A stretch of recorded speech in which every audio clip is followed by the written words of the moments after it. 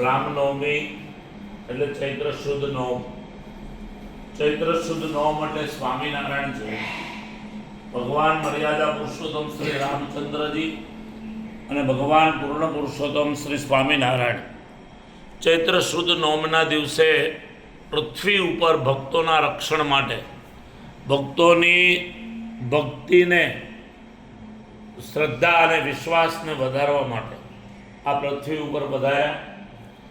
હજારો અને લાખો મુમુક્ષુઓના મોક્ષ કર્યા અને રાવણ જેવા રાક્ષસોને ભગવાન રામચંદ્રજીએ માર્યો અને કાળીદત્ત જેવા રાક્ષસને ભગવાન સ્વામિનારાયણે મારી અને આ પૃથ્વી ઉપર સદ્ધર્મની સ્થાપના કરી.